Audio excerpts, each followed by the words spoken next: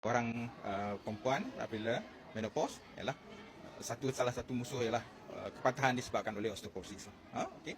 So kepatahan disebabkan oleh osteoporosis. So bagaimana kita boleh membantu mengurangkan kesan kepada tulang ialah sekarang the trend is kita kena bina otot. Sebab salah satu problem dengan menopause ni, di samping kita hilang tulang, kita juga hilang masa badan kita. Sarkopenia lah. Okay. Combination yang sangat buruk lah kalau kita ada dua-dua tu. So, bagaimana produk-produk dekat ini dapat membantu orang kata maintain kita punya healthy muscle. Okay, right. So, untuk healthy muscle seperti yang Dr. Yati tahu, kita perlukan nutrien untuk muscle. Okay, salah satu nutrien apabila kita dah berumur ni, kadang-kadang makanan kita tak mendapat seimbang. Okay? So saya lebih tekankan kepada spirulina untuk mendapatkan nutrien yang komplit, okay? Dan macam mana nak membantu kita untuk mendapatkan otot yang elok.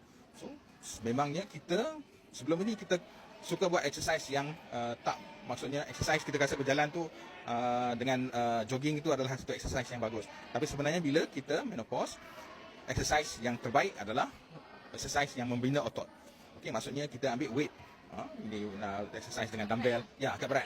Okay, angkat berat. So, macam mana otot ni nak mendapat tidak mendapat injury dan juga dapat recover dengan cepat ialah dia memerlukan pengaliran darah yang elok.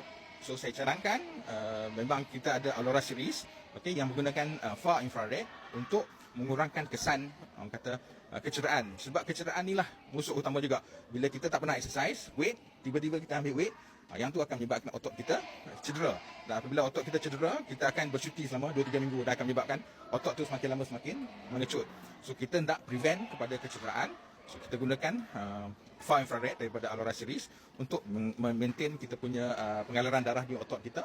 Dan dengan penggunaan Aurora series ni, kecederaan dapat dielakkan, recovery muscle dapat lebih dan juga otot selepas bersenam tidak menjadi tegang disebabkan oleh far infrared punya efek ialah relaxation to muscle.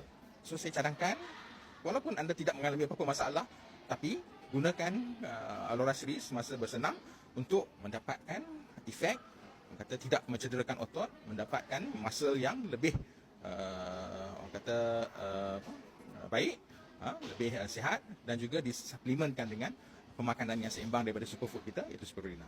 Okay.